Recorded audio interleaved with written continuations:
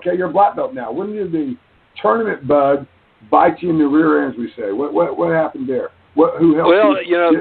Right off the bat, Alan Steen was hosting the U.S. Championships in Dallas, and I went. I wanted to compete. It was my second tournament as a black belt, and I was in the lightweight division. I was a skinny boy. I was 6'2" and 155, and sometimes they put me in the heavyweight division, but in this case, I was in the lightweight division.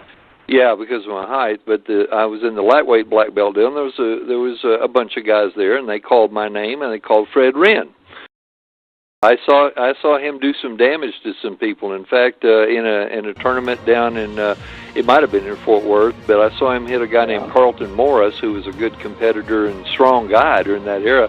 I saw Fred hit him with a ridge hand under the chin, and the first thing that hit the floor was Carlton's head, and he was unconscious and his head was swollen.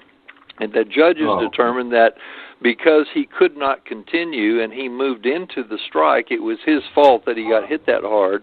And Fred got the point, and then Carlton Morris was disqualified because he couldn't continue. And so I saw that happen to him, and then they called my name and Fred Wren up there, and I'm going, uh-oh, this doesn't look good. This doesn't look good for me. And Chuck Norris was the center official in my bout with Fred, our first match.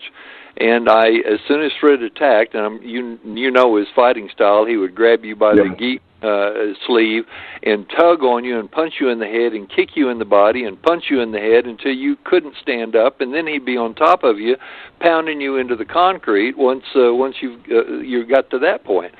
And as he attacked me, I hit him with a round kick right in the guts, and they stopped. He tore me up. He threw me off my feet, banged on me for a while until they could get him off of me. And then when we stood up and I tried to put my gi back together, they said they called for points, and they pointed at me for the round kick. And I'm going, uh-oh, this is not going to be good. And so we bowed in again. And that tournament, or that time, it only took 2 points to win. Well, Fred came in with the same awesome hard attack, and I threw that round kick again, and I hit him again, and he kicked me off my feet and punched me in the face and the head, and I'm laying there covering up trying to survive. They got him off of me. We stood back up, and they gave me another point. And then so that took 2 points to win. So I faced Chuck Norris was kind of like hesitant to give me the point, but because of Fred and his notoriety. But he did, and I won the match. Whoa, man, I'm still in the hunt here. I'm still in the competition. I ended up fighting Skipper Mullens in the finals that night, who was another one of my heroes and icons in martial arts. But I ended up with second or third place in the tournament. I didn't beat Skipper. But I was going to compete in another tournament, and Harold Gross was one of the black belts that worked out with Fred. And I talked to Harold, and he said, "Are you going to go to Dallas to compete in the big tournament?" And I said, "Well, sure." And he said, "Don't go." He said, Fred is drawing pictures of you on the heavy bag, and he is tearing it up. He's having guys throw round kicks at him like you were doing, and he's going to kill you. And I said, "Well, listen, man, talk to him and let him know that it was an accident. I mean, I was just trying. I don't know what happened." And he said, "Just don't go. Just don't go." So time got closer. We kept working out and training, and I went to Dallas for this next deal. And Harold was in the finals along with me and Fred Wren, and there was another guy from Lubbock that was also in the finals. And they had me up against Harold first, and there was probably, like in the lightweight division, there was maybe 30 guys lined up. And I saw Fred get to the front of the line. I went to the back of the line. I didn't want any part of him. And we kept eliminating down and eliminating, and then all of a sudden there was 4 of us left, and it was going to be me and Harold first. And before the match, Harold came up to me and says, "You better let me win. You better let me win, because if you have to fight Fred, they never disqualify anybody on the stage, and he is going to kill you. He's flat going to hurt you." And I kind of thought, oh, man, what am I going to do about this? Because I didn't want to just to saunter back and let Harold win. He's a great competitor, and he had the ability to beat me. But that night I beat him, and then obviously Fred destroyed his guy.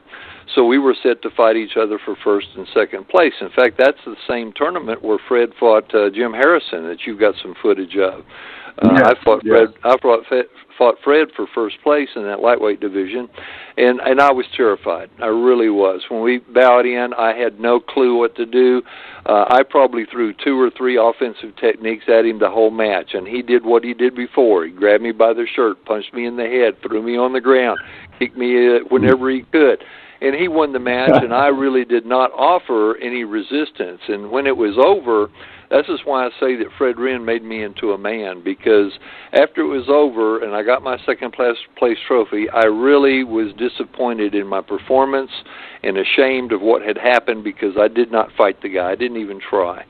So I had to ask myself, it was a kind of a come to Jesus meeting. It was like, what are you going to do the next time you fight Fred Wren? Are you going to fold up like a wetsuit and let him have his way with you, or are you going to fight him?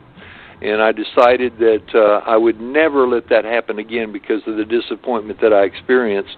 And that very next summer, I fought Fred in a tournament. I think it was George Minshew's Karate Olympics. I fought Fred down there, and I got second place to him. But I fought him, and I hit him with a turning back kick, and I made him lose some air. And I thought, man, the guy's human, number one. And number two, I felt great because I fought him hard, and I wasn't afraid. I mean, I knew I could get hurt, but I wasn't terrified like I was the second time I fought him. And the last time I fought him was in 1970 at Mikami's Shotokan Championships down in New Orleans, and I fought Fred for first place there, and I beat him.